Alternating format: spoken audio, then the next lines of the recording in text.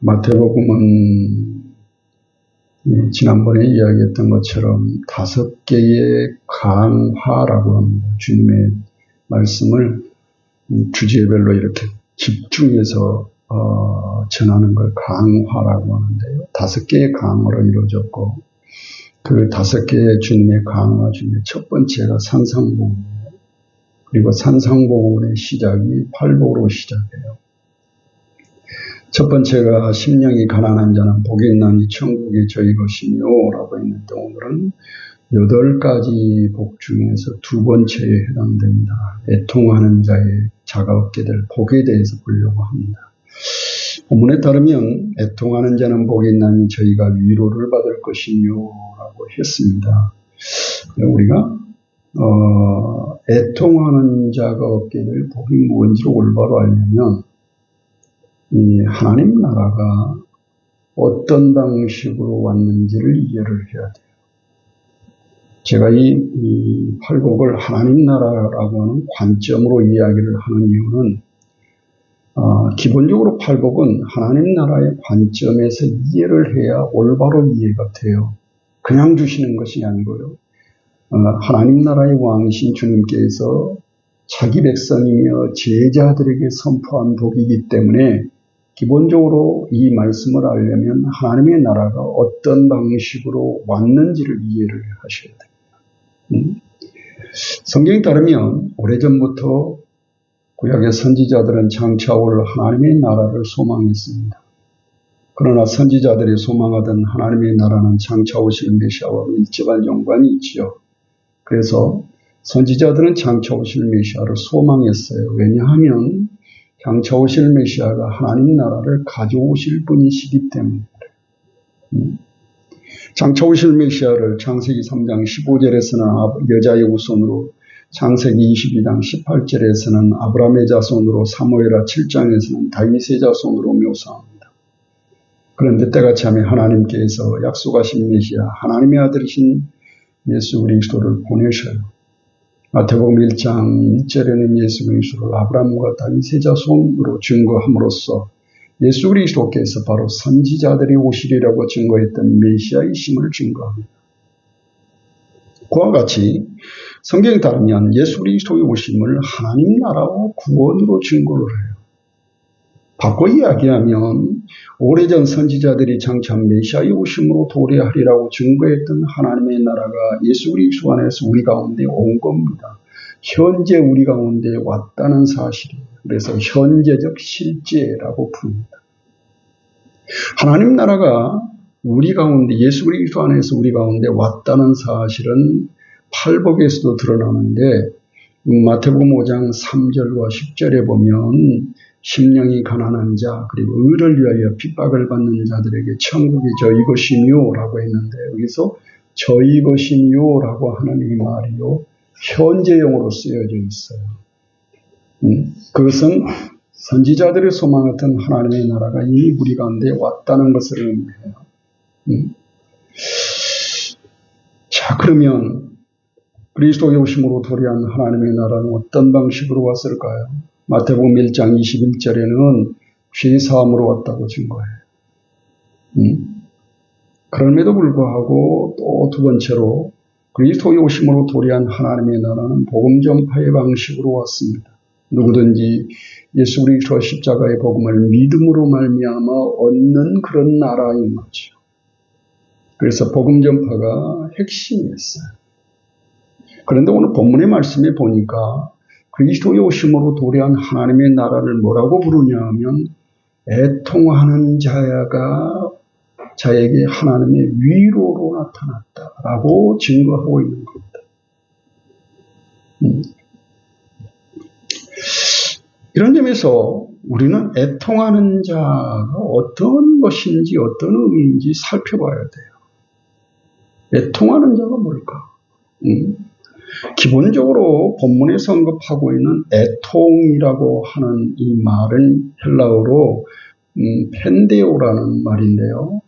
이 말은 기본적으로는 뭐냐면 슬퍼하다, 애도하다, 때로는 울부짖다 그런 뜻을 가지고 있어요. 그러니까 이런 뜻을 종합하면 애통은 다른 말로 하면 슬퍼하는 자라고 말할 수 있습니다. 그럼에도 불구하고 여기서 애통이 단순한 슬픔을 말하지 않아요. 오히려 어떤 특정한 일과 관련해서 슬퍼하는 사람이에요. 그런 여기서 말할 때 특정한 일과 관련해서 슬퍼하는 사람이란 도대체 특정한 일이란 뭘까? 이게 문제인 거죠. 그것은 바로 슬퍼할 수밖에 없는 특정한 일이 무엇인가를 우리가 살펴봐야 되는데요. 그것은 죄와 관련이 있습니다. 그래서 그것을 종합하면 애통하는 자는 어떤 사람이냐? 죄와 그 죄로 인한 비참을 슬퍼하는 사람, 이런 사람을 말게요. 본문에서 애통하는 자가 죄로 인한 비참을 슬퍼하는 자를 의미하듯이 우리가 애통하는 자를 올바로 알기 위해서는 죄의 문제에 대해서 살펴봐야 합니다. 죄가 뭐냐 하는 것은 우리가 이야기할 때 죄는 필연적으로 인간과 밀접하게 연관이 있어요. 그것은 죄는 인간을 통해서 세상에 들어왔고 인간을 통해서 확장하기 때문입니다. 다른 말로 하면 범죄한 인간이 없으면 죄는 존재할 수 없다는 의미이기도 하는 거지요. 이런 사실 때문에 성경에서 죄가 뭐냐라고 말할 때 항상 인간과 결부되어 설명합니다. 두 번째, 죄는 하나님과의 관계 속에서 이해되어져야 돼요. 그것은 죄는 인간이 하나님에게서 등을 돌려서 독립적으로 서 있는 상태를 의미하기 때문이죠. 요약하면 죄는 인간이 하나님과 원수되어 사는 상태, 바꿔 이야기하면 하나님으로부터 방향 전환을 했거나 그분을 떠난 상태와 그 행위를 포함한 모든 것을 죄라고 부릅니다. 죄가 어떻게 들어왔느냐? 로마서 5장 12절에 따르면 바울은 죄는 한 사람으로 말미암아 세상에 들어왔다라고 증거를 합니다. 바울이 여기서 죄의 유입과 관련해서 언급하고 있는 한 사람은 바로 첫사람 아담이에요. 첫사람 아담의 범죄를 살펴보려면 창세기로 돌아가야 되겠죠. 창세기 1장 1절에 보면 태초에 하나님께서 천지를 창조하십니다. 하나님의 창조의 목적은 하나님의 나라였지요. 하나님의 나라가 최초로 드러난 곳은 에덴이에요. 에덴에 나타난 하나님의 나라를 살펴보면 최초로 창조주이신 하나님 여호와 하나님께서 왕이 되시고 최초의 이 사람인 아담과 하와는 최초의 하나님의 백성이 되고 셋째로 하나님 나라의 통치의 장소는 에덴이었으며 하나님의 통치의 수단은 바로 말씀이었습니다. 그와 같이 창세기 2장 15절에 따르면 여호와 하나님이 그 사람을 이끌 에덴 동산에 두사 그것을 다스리며 지키게 하시고 여호와 하나님이 그 사람에게 명하여 가라사대 동산 각종 나무의 실과는 네가 임의로 먹되 선악을 알게 하는 나무의 실과는 먹지 말라. 네가 먹는 날에는 정령 죽으리라 하고 말씀하십니다. 첫사람 아담이 에덴에서 생명의 부유함을 얻는 유일한 방식은 하나님의 통치 수단 아래 사는 통치 수단이 말씀에 순종하며 사는 길이죠. 그러나 첫사람 아담과 하와가 하나님의 말씀에 불순종하여 범죄하였습니다. 인간의 범죄는 그들이 하나님처럼 되고자 시도한 사건이에요. 그래서 인간의 범죄는 기본적으로 반역에 해당됩니다. 창세기 3장에 따르면 아담의 아내인 여자가 하나님께서 먹지 말라 말씀하신 선악을 알게 하는 나무의 실과를 먹은 후에 자기와 함께한 남편에게도 주었고 그래서 아담도 하나님께서 먹지 말라고 말씀하신 실과를 먹고 범죄하였다라고 증거를 합니다. 이 같은 사실 때문에 로마서 5장 12절에 따르면 바울은 한 사람으로 말미암아 세상에 죄가 세상에 들어왔다라고 선포를 합니다. 바꿔 이야기하면 세상의 문을 활짝 열고 죄를 가지고 온 사람은 첫사람 아담인 거죠. 그러면 범죄의 결과는 뭘까요? 창세기는 이렇게 진 거예요. 첫 번째, 죄는 범죄한 인간을 죄로 인한 비참에 빠지게 만들었어요. 어디서 나오느냐? 창세기 3장 7절에 따르면요. 첫사람 아담과 하와가 범죄한 직후 그들의 눈이 밝아 자기들의 몸이 벗은 줄 알고 무화과나무 잎을 엮어 치마를 하였다라고 증거를 합니다. 이 말씀에 따르면 아담과 하와가 범죄한 후에 달라진 점이 있어요. 그것은 뭐냐? 자신들의 벌거벗었음을 인식했다는 거예요. 그것은 아담과 하와가 그동안에는 없었던 어떤 것을 인식하게 되었다는 것을 의미합니다. 그것이 바로 뭐냐? 죄의 비참이에요. 뱀은 본래 분명히 너희가 먹는 날에는 하나님과 같이 될 것이라고 했습니다. 그러나 뱀의 말과는 달리 아담과 하와는 하나님처럼 지혜롭게 되지도 않았으며 오히려 죄의 비참을 인식하게 되었습니다. 이와 같은 사실 때문에 첫사람 아담과 하와가 무화과나무 잎으로 옷을 해 입음으로써 죄로 인한 수치와 비참을 가려보려고 했습니다. 그러나 그러한 시도는 실패하고 말죠. 그것은 인간이 자신의 힘으로는 결코 죄를 가릴 수 없었기 때문입니다. 둘째로 인간의 범죄와 타락으로 인해서 창조 질서에 혼란이 옵니다. 첫 번째는 하나님과의 관계가 파괴됩니다. 창세기 3장 8절에 보면요. 그들이 이 날이 선언할 때에 동산에 거니시는 여호와 하나님의 음성을 듣고 아담과 그의 아내가 여호와 하나님의 낯을 피하여 동산나무 사이에 숨었다라고 증거를 합니다. 이 말씀에서 눈여겨보아야 할 것은 아담과 하와가 범죄한 후에 하나님을 두려움의 대상으로 인식했다는 거예요. 그러나 아담의 범죄 이후에 나타난 이런 인식의 변화는 처음 창조 당시에는 없었던 겁니다. 창세기 2장에 따르면 분명히 하나님께서 아담에게 생명을 주시고 아담을 사랑하셔서 아담을 위해서 에덴의 동산을 창설하시고 아담을 위하여 각종 실과를 심으심으로 필요한 모든 것을 공급하셨으며 또한 사랑하는 아내까지 주심으로써 참으로 좋으신 분으로 소개를 합니다. 이것은 아담과 그의 아내가 처음으로 만났던 하나님의 모습이에요. 은혜로우시고 자비로우신 그런 분이셨죠. 그러나 아담과 하와의 범죄 후에 달라졌습니다. 성경에 따르면 하나님께서는 여전히 변함이 없으신 분이셨지만 이제 그들은 하나님의 음성을 듣고 두려워하여 하나님의 낯을 피하여 숨을 수밖에 없게 된 거죠. 이것은 인간의 범죄 이후에 하나님과의 친밀감이 파괴되었다는 것을 의미해요. 아담과 그의 아내가 하나님을 두려움의 대상으로 여길 정도로 인식의 변화가 생긴 원인은 죄 때문이에요. 두 번째로 죄는 인간과의 관계를 파괴로 가져왔습니다. 창세기 3장 11절에 보면 하나님께서 아담에게 추궁을 합니다. 누가 너의 벗었음을 네게 고하였느냐? 내가 너더러 먹지 말라 명한 그 나무의 실과를 네가 먹었느냐 하고 추궁을 해요. 그랬더니 창세기 3장 12절에서 아담이 대답을 합니다. 하나님이 주셔서 나와 함께 하신 여자 그가 그 나무의 실과를 내게 주므로 내가 먹었습니다. 라고 대답을 해요. 통상적인 대답 같은데 이 대답에는 굉장한 것이 들어있어요. 그게 뭐냐? 첫 번째 아담은 자신의 범죄의 책임을 여자에게 전가를 시킵니다. 두 번째로 하나님께서 처음 아담에게 그의 아내를 데리고 왔을 때는 너무 좋아서 내 뼈 중에 뼈요 내 살 중에 살이라고 해서 아내를 자신과 동일한 1인칭으로 썼어요. 1인칭으로 썼습니다. 분명히. 나와 같다는 거죠. 내 뼈 중에 뼈요 내 살 중에 살이라고 했어요.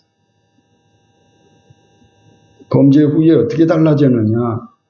하나님께서 주셔서 나와 함께 하신 여자 그가라고 해서 3인칭으로 바뀌어져요.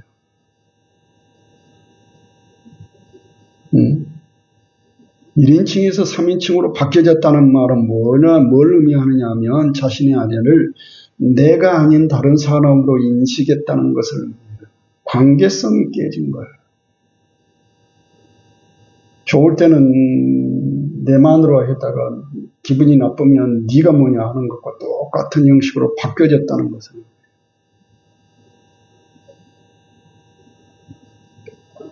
세 번째로 죄는 인간과 자연과의 관계를 파괴했습니다. 하나님께서 인간을 하나님의 형상대로 창조하심으로써 위로는 하나님을 섬기는 제사장이요 아래로는 피조물을 다스리는 왕으로 삼으셨습니다. 그런데 인간이 범죄에서 천지의 창조주이시며 왕이신 하나님의 통치 아래 살기를 거부합니다. 그러자 자연 만물도 아담의 통치를 거부합니다. 그러나 죄라고 하는 것이 참 그래요. 이제는 뭐냐? 죄의 영향력이에요. 성경에 따르면 첫사람 아담의 범죄는 단지 그에게만 멈추지 않습니다. 첫사람 아담이 범죄에서 세상에 가지고 들어온 죄는 온 세상 모든 사람들을 집어삼키려는 권세자와 같아요. 이와 같이 성경에 따르면 첫사람 아담의 범죄는 온 인류에게 영향을 끼쳐서 아담 안에 있는 모든 인간을 죄인으로 만들었습니다. 이에 대해서 성경은 이렇게 이야기합니다. 창세기 6장 5절에 보면 여호와께서 사람의 죄악이 세상에 관영함과 그 마음의 생각의 모든 계획이 항상 악할 뿐임을 보셨다. 다시 말하면 죄로 인해서 인간의 이 마음 깊은 곳까지 범죄에서 전적으로 타락해버린 거지. 그래서 생각과 그 마음에 계획하는 것 모든 것이 악한 거지. 로마서 5장 12절에 보면 바울은 한 사람으로 말미암아 죄가 세상에 들어오고 이와 같이 모든 사람이 죄를 지었습니다라고 증거하고요. 로마서 5장 18절 19절에 보면 그런즉 한 범죄로만 많은 사람이 정죄에 이르렀고 한 사람이 순종치 아니함으로 많은 사람이 죄인이 되었습니다라고 이야기합니다. 그래서 바울이 증거한 바대로 첫사람 아담의 범죄로 인해서 아담 안의 모든 인간이 죄 아래 있게 된 거지요. 죄의 결과는 뭘까요? 사망입니다. 그래서 로마서 5장 12절에 보면 이러므로 한 사람으로 말미암아 세상에 죄가 들어오고 죄로 말미암아 사망이 왔습니다.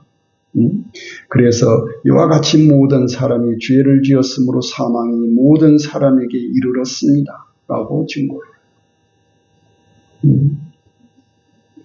자, 이와 같은 사실 때문에 죄는 죄 아래 있는 인간을 비참에 이르게 합니다. 그러기에 죄로 인한 비참을 깨닫는 사람들은 슬퍼할 수밖에 없는 거죠. 왜냐하면 죄 아래 사로잡혀 있는 자신의 무기력함을 깨닫는 사람들은 슬퍼할 수밖에 없어요. 그 대표적인 예가 바울입니다. 로마서 7장 22절 24절에 보면 바울은 증거합니다. 내 속사람으로는 하나님의 법을 즐거워하되 자신의 지체 속에서 다른 법이 내 마음의 법과 싸워 내 지체 속에 있는 죄의 법 아래로 자신을 사로잡아 오는 것을 보고 오라 나는 공고한 사람이로다. 이 사망의 몸에서 누가 나를 건져내랴 하고 애통했습니다. 예수 그리스도 부활하신 주님을 목격하고 주님을 구주로 섬기며 사도가 된 바울이 자신의 속사람으로는 하나님의 법, 예수 그리스도의 십자가의 복음을 따라 살기를 간절히 소망하지만 자신의 연약한 육신 아래에서 여전히 죄의 법이 활동을 해서 자신을 죄 아래 잡아가는 그런 모습을 봅니다. 이것은 자신의 연약한 육신 아래에 있기 때문에 그런 거죠. 그 모습을 보면서 애통했어요. 바울이 애통해하는 이유는 죄의 결과가 사망이기 때문이고 두 번째는 죄가 마치 권세자와 같이 모든 인류를 자신의 손아귀에 넣으려고 시도하기 때문이고, 셋째로는 연약한 육신을 가지고 있는 인간이 스스로의 힘과 노력으로는 죄의 권세에서 벗어날 수 없기 때문에, 그래서 죄가 주는 이런 비참을 인식하는 사람은 슬퍼할 수밖에 없는 거예요. 그러면 죄와 죄로 인한 비참을 슬퍼하며 애통하는 자의 유일한 소망은 무엇일까요?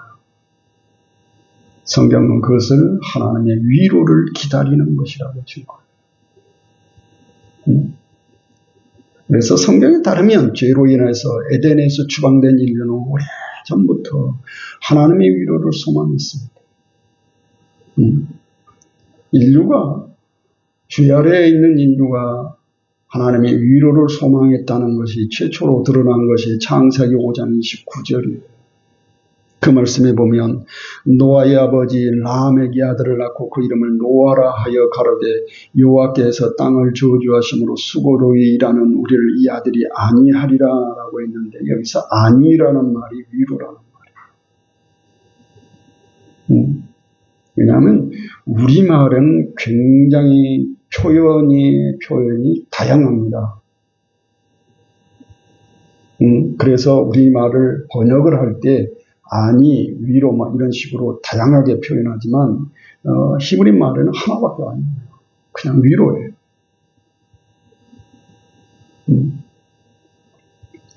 자, 이 말씀을 설명하면 성경에 따르면 노아의 아버지 라멕이 하나님의 위로를 소망하기 전 죄가 주는 비참을 먼저 깨닫습니다.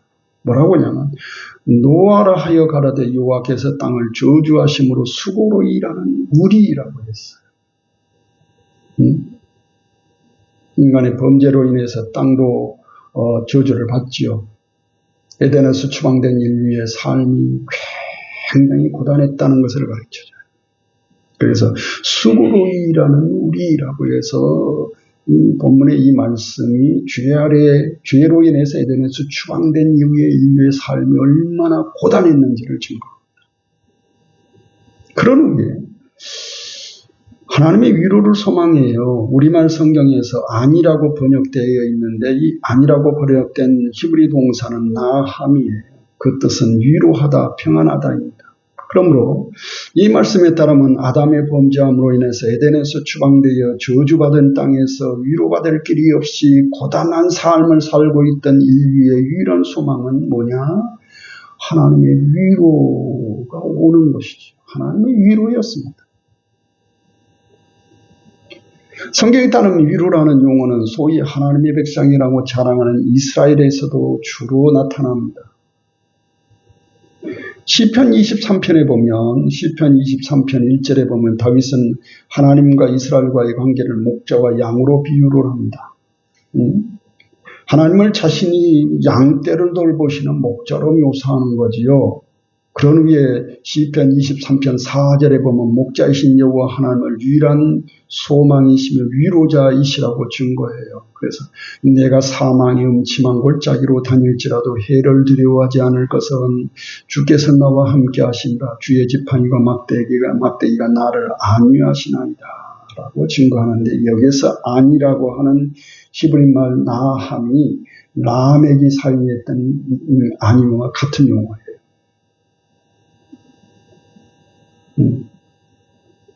성경에 따르면 구약의 선지자들은 장차 올 하나님의 위로를 소망했습니다.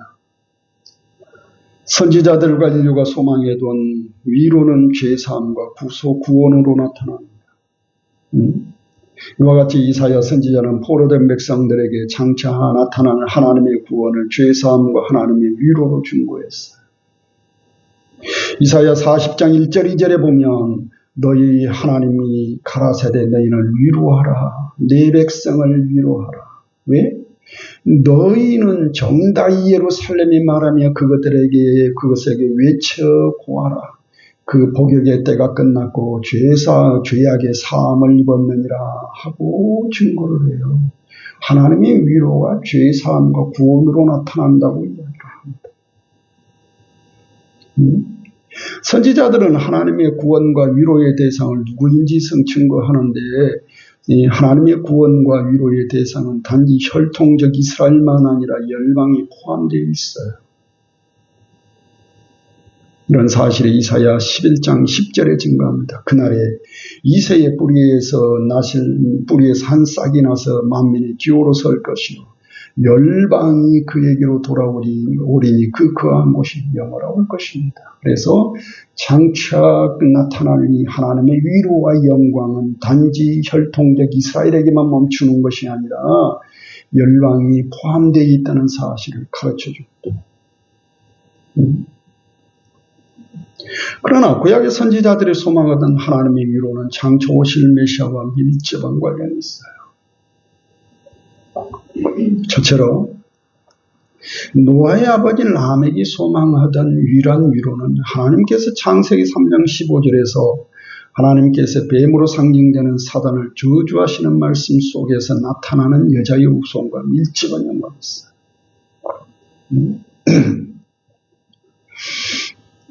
자, 그 말씀을 보면 하나님께서 말씀하십니다. 장차 보내시리라고 약속하신 메시아를 여자의 후손이라고 묘사해요.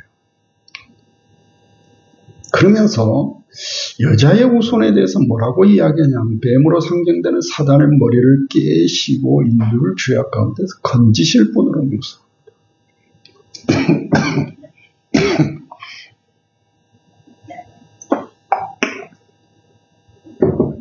그러기에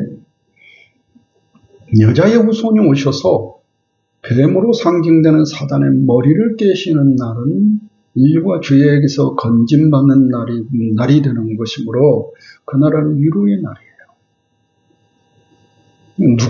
누가 그 일을 하시냐면 여자의 후손이 하는 거죠.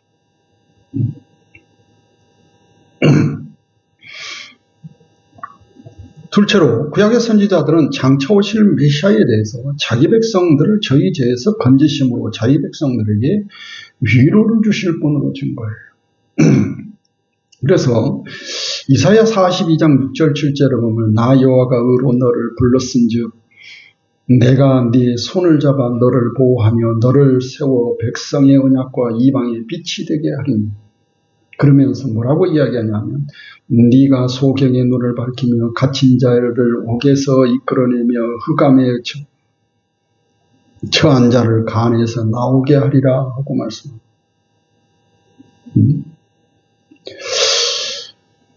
이 말씀에서 하나님께서 부르신 너는 누구냐면 오실 메시아를 가리켜요. 자, 이와 같은 사실 때문에 이사야 선지자는 장차 메시아에 오시는 날을 하나님의 구원과 위로의 날 그렇게 증거를 합니다. 이에 대해서 이사야 61장 1절 2절에 증거해요. 주 여호와의 신이 내게 임하셨으니 이는 여호와께서 내게 기름을 부으사 가난한 자에게 아름다운 소식을 전하게 하십니다. 나를 보내사 마음이 상한 자를 고치며 보로된 자에게 자유를 갇힌 자에게 노임을 전파하며 여호와의 은혜의 해와 우리 하나님의 신원의 날을 전파하며 모든 슬픈 자를 위로하리 하되라고 증거해요. 이렇게 장차 오실 메시아를 하나님의 위로를 주실 분으로 모습합니다. 그런데 때가 참에 하나님께서 약속하신 메시아 하나님의 아들이신 예수 그리스도를 보내셨습니다. 성경에 따르면 하나님께서 예수 그리스도 안에서 선지자들로 약속하신 하나님의 나라를 예수 그리스도 안에서 나타내셨습니다. 성경에 따르면 그리스도의 오심으로 도래한 하나님의 나라는 죄의 사함으로 나타났어요. 그런데 본문에 따르면 예수 그리스도 안에서 도래한 하나님의 나라가 애통하는 자, 다시 말하면 죄와 죄로 인한 비참함을 인식하고 슬퍼하는 자에게 하나님의 위로로 나타났다고 증거합니다. 자, 이와 같이 복음서는 예수 그리스도의 오심으로 도래한 하나님의 나라를 하나님의 위로로 증거해요. 오래전부터 선지자들이 소망했던 하나님의 위로가 예수 그리스도 안에서 마침내 왔다고 선포합니다. 어디에 나타나느냐? 누가복음 4장 18절 19절에 따르면 주님께서 이사야 61장 1절 2절의 말씀을 인용해서 주의 성령이 내게 임하셨으니 이는 가난한 자에게 복음을 전하게 하시려고 내게 기름을 부으시고 나를 보내서 포로된 자에게 자유를 눈먼 자에게 다시 보게 함을 전파하며 눌린 자를 자유케 하고 주의 은혜의 해를 전파하게 하심이라 하고 증거를 합니다. 그래서 예수 그리스도의 오심으로 이사야 선지자가 증거했던 하나님의 위로가 마침내 나타났다고 증거를 하고 있는 거죠. 이런 점에서 예수 그리스도께서는 오래전 인류가 소망했던 하나님의 위로를 가져오신 분이십니다. 그럼에도 불구하고 본문에 따르면 예수 그리스도 안에서 도래한 하나님의 나라가 하나님의 위로로 나타났다고 할 때 그러한 하나님의 위로는 죄와 죄로 인한 비참을 깨닫고 슬퍼하며 애통하는 자들에게 주십니다. 그런 후에 하나님께서는 우리 주 예수 그리스도 안에서 나타내신 하나님의 위로를 예수 그리스도의 십자가의 죽으심과 부활을 통해서 확증하셔요. 예를 들면 오래전 이사야 선지자가 장차 오실 메시아적 왕이 여호와의 고난받는 종이 되어 자기 백성들을 위하여 자신을 대속제물로 주심으로 자기 백성들을 저희 죄에서 건지셔야 한다고 증거한 바대로 죄 없으신 주님께서 성령대로 우리를 위해서 십자가를 지시고 죽고 부활하심으로 모든 믿는 자들을 유대인과 이방인의 차별 없이 예수 그리스도 안에서 믿음으로 말미암아 죄 사함 구속하십니다. 성경에 따르면 바울은 예수 그리스도께서 우리를 위해서 십자가를 지시고 죽고 부활하심으로 우리를 흑암의 권세에서 건지신 그 사건에 대해서 뭐라고 이야기하냐면 하나님의 위로로 증거를 해요. 죄사함과 구원과 함께 하나님의 위로가 우리 가운데 왔다고 증거해요. 그럼에도 불구하고 하나님께서는 구약의 선지자들의 소망하는 하나님의 위로와 구원을 오직 예수 그리스도 안에서 나타냈습니다. 이런 사실이 어디에 잘 나타나 있냐? 고린도후서 1장 3절 5절에 나타났어요. 그 말씀에 따르면 바울은 이렇게 증거합니다. 찬송하리로다. 그는 우리 주 예수 그리스도의 아버지이시며 자비의 아버지이시며 모든 위로의 하나님이시며 우리의 모든 환난 중에서 우리를 위로하사 우리로 하여금 하나님께 받는 위로로서 모든 환난 중에 있는 자들 능히 위로하게 하시는 이유다. 하나님을 뭐라고 부르냐 하면 위로의 하나님이라고 불러요. 그러면서 바울은 이렇게 증거합니다. 뭐라고 하냐면 그리스도의 고난이 우리에게 넘침같이 우리의 위로도 그리스도로 말미암아 넘쳤다. 다시 말하면 하나님은 위로의 하나님이신데 그 하나님의 위로가 예수 그리스도 안에서 믿는 자들에게 나타났다고 증거해요. 따라서 오래전 구약의 선지자들이 소망하던 하나님의 위로를 실제로 우리에게 가져오신 분은 바로 예수 그리스도이신 것이요. 따라서 본문의 말씀에서 애통하는 자가 얻게 될 하나님의 위로는 바로 예수 그리스도께서 가져오신 겁니다. 그리스도 안에서 예수 그리스도를 믿음으로 말미암아 자신 죄와 죄로 인한 비참을 깨닫고 예수 그리스도께 나오는 성도들에게 하나님께서 주신 구원과 위로를 가르쳐요. 하나님께서 예수 그리스도 안에서 주신 위로, 그리스도 안에서만 얻는 위로, 세상의 그 어떤 것과도 비교할 수 없는 평안함, 죄로 인한 비참과 비참 아래서 느낄 수밖에 없는 슬픔을 식혀줄 수 있는 그런 위로를 가르쳐요.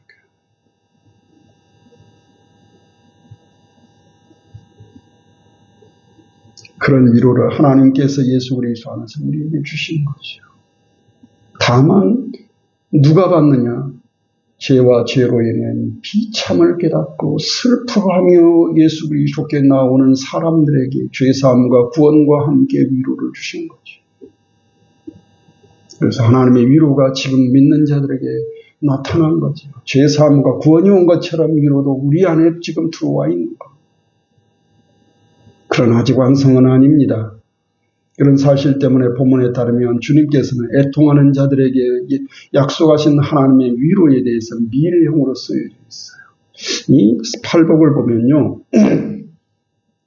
마태복음 5장과 5장 3절과 10절에는 현재형으로 되어 있어요.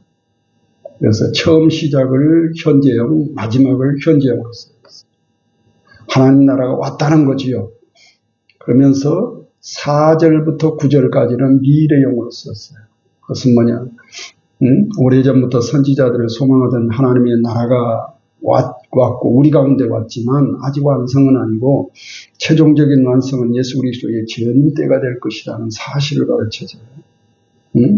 그와 같이 예수 그리스도를 믿음으로 말미암아 제3 구속을 받고 하나님의 위로도 우리 가운데 왔습니다. 그럼에도 불구하고 아직 완성은 아니에요. 우리는 여전히 장차 예수 그리스도의 재림하심으로 하나님의 하나님의 구원과 위로가 완성될 때를 소망하고 있습니다. 그러므로 우리 모든 성도들은 죄와 죄가 주는 비참을 깨닫고 슬퍼하며 우리를 위하여 십자가를 지심으로 우리를 죄에서 건지시고 구속하심으로 하나님의 위로를 주신 예수 그리스도만을 유일한 소망으로 삼고 주 안에서 살아가게 될 것입니다. 기도하겠습니다.